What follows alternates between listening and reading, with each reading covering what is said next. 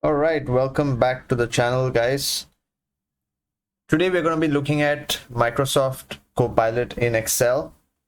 In my last video, we spoke about how Copilot can help in PowerPoint. This time we're going to look at it from an Excel perspective. So just to give you a very quick idea about Copilot, Microsoft announced and released this to everybody about a month or so ago. Since then, a lot of people have managed to try it out. I myself got hold of it a couple of weeks ago.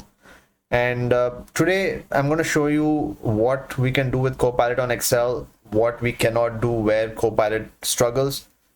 I mean, remember that Copilot is still in preview mode, so it may not do everything you expect it to do. But anyway, let's go through it. I have something opened up, so let's just dive in and see what we can do with it.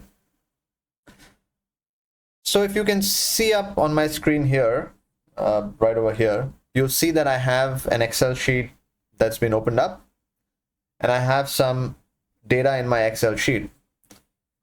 Now I roughly have about 230, 240 rows, primarily because Copilot takes very long to execute commands and process large amounts of data.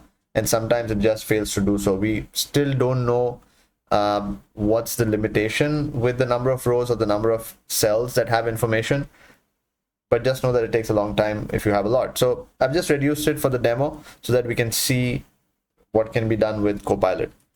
Now, once you get your hands on Copilot, you will see the Copilot icon come up here on the Home tab, right, very clearly.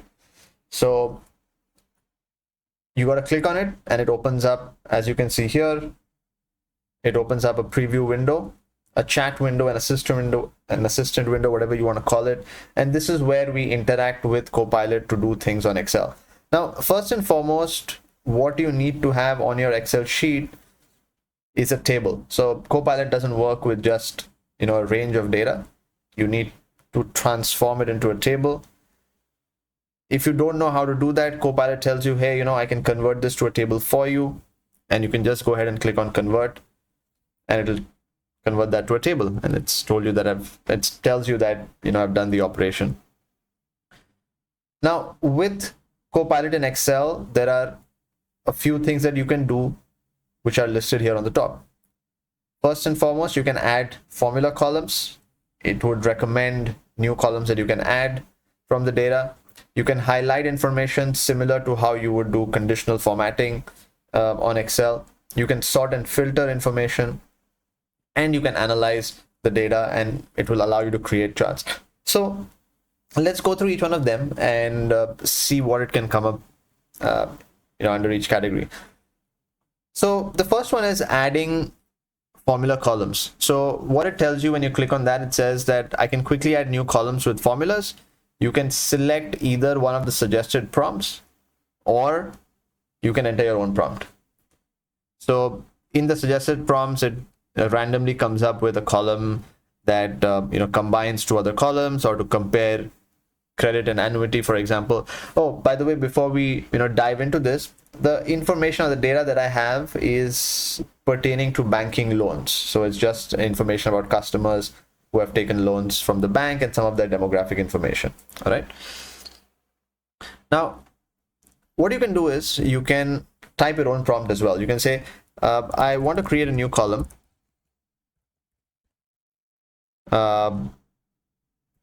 Please suggest. All right. Let's start with something plain and simple, right? We're not giving it anything specific. We're just asking it to suggest something. Let's see what it comes up with. So it takes roughly about 5 to 10 seconds on every prompt, depending on the computation of the prompt, and it'll try to come up with suggestions relevant to the prompt. If it cannot, it'll tell you, hey, I cannot do this operation, try again after some time, or try something else. And it does that most of the time. So here it's trying to generate formula column suggestions. Let's wait and see what it comes up with. So here it says that one of the suggestions I have is I can calculate the ratio of annuity to income for each row in the table. right? And it tells you, okay, this is a formula. You can ask or get more information about the formula, why it came up with that, or what does it mean. And it gives you an option to insert this column in your data. So as you see here, it automatically adds this column, and this column has the formula that it showed earlier as well. And you can go ahead and you can add any more columns which makes sense. You can give more specifics that I want to generate a column from these other columns. It'll be able to do that for you also. So that's the first thing it can do, right? You can test out for yourself how complex the formulas can become. Let me know in the comments. I'll try some of those out and put up a video on those as well. Going to the second thing, highlight, right? So highlight is quite straightforward. You can ask Copilot to, for example, highlight all rows or all cells in a particular column that meets a certain condition. And that would be the easiest way to use highlight. It gives you, for example, some of the things that you can do. That bold the first column, show items with annuity of so and so, highlight the highest value in annuity. You can type your own prompt. I'm going to type something like highlight all values of income. So I have a column called income, which is somewhere around here, as you see. That are more than 100,000 in green, and all those less than equal to 100,000 in yellow, for example. All right, let's see what it does. Now, obviously, for all of you who know where and how to do this on Excel using simple conditional formatting, it probably won't take you that long. But for somebody who is not aware, this gives them a good way to just type in English what they want to do, and then Copilot is trying to do it, right? So again, it's taking some time. It's trying to figure out what I want to do, and my assumption is because it's coupled with all these Excel operations, trying to figure out what to do where is what is causing it to take time. I hope Microsoft make this faster so that everybody can use it equally well. But as you see, what's happening now is the income column is getting highlighted with the colors that I specified, and it's done a pretty good job. So you can again give it any such prompts and it'll be able to do some highlighting for you. So the third thing that Copilot can do is sort and filter. So sort and filter is something very straightforward.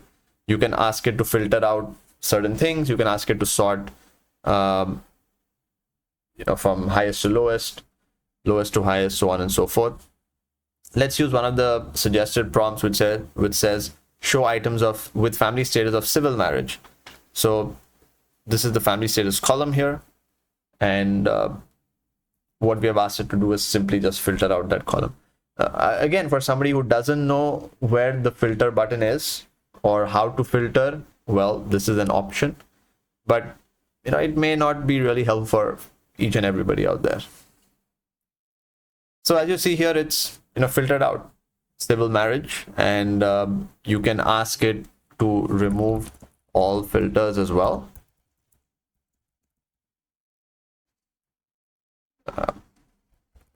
English is hard, so stay in school. But I've said remove all filters from the data, and it should probably do that in about 10-15 seconds, and you'll see that the filters go off.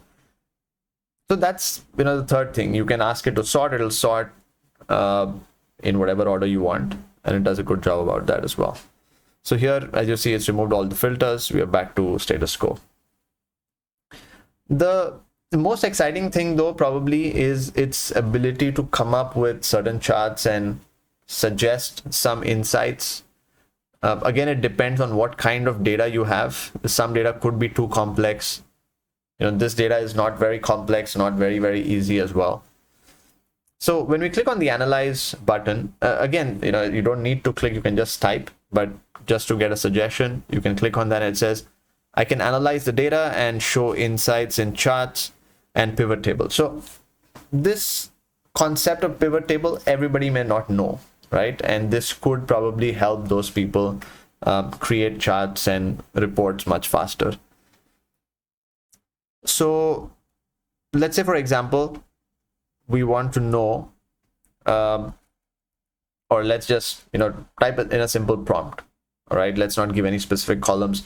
We can just say, from the data, what are the insights you can gather, right?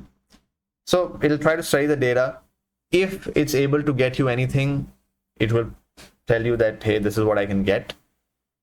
And it typically does that one at a time. So it gives you one insight first, and then it shows you suggestions of other insights. So for example, here it said, I can do a chart of income by employment type. So that's the first insight or first chart that it wants to put up. And it says that, for example, the total income for the working employment type is so-and-so, and the total income for commercial associate is so-and-so. So you can either add this to a different sheet or a different chart.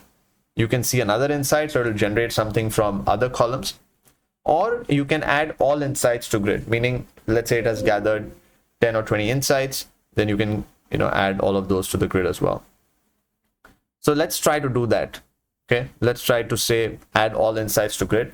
And what it beautifully does, at least this is the part that I like most, is it tries to create different pivot tables and pivot charts and puts them in a decently organized format on a new sheet.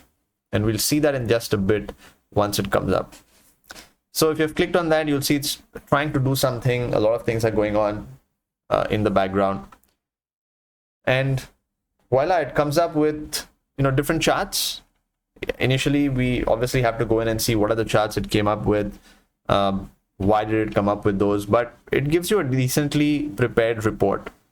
So you have things like income by employment type, age by loan type. Then you have some donut charts based on housing type. You have some histograms here of what is the frequency or the age of people who purchase who take up loans. Some correlations here as well. And then corresponding to all these charts, you have all these pivot tables that have been created. So this portion probably is something that is much more useful. So people can put up some charts based on what they want. They don't need to go in and create it. It'll format it for them as well. Now, there could be other things that it does. For example, you can ask something from the data. So you can ask a question from the data. What is the average value? What is the highest value? What is the sum of this? What is the median value? Some statistical answers that you'd want to get, some calculations, summarizations that you want to do.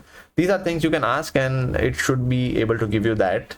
I'm going to leave that for you to try out as well. So more or less, Copilot in Excel can do this so far, right? 4 main categories. Again, to recap, you can add formula columns, you can highlight information, you can sort and filter your data, you can analyze your data to a certain extent as well, although I wouldn't say it's the most in-depth analysis, but a good starting point for you to do something. Now, if there's something specific that you'd like to see, you want me to try out for you, then please go ahead and drop your questions or your suggestions in the comments. I will definitely try that and post it as a separate video. If you haven't seen the Copilot in PowerPoint video, please go back and do watch that. That's exciting as well. And hopefully you gained a bit of an understanding of what Copilot in Excel can do from this video. If you have, don't forget to like, share, and subscribe so that I can keep putting up such amazing videos for all of you. Till then, thank you very much for watching this video of Copilot in Excel. I'll see you all in the next video. Stay safe. Take care. Bye-bye.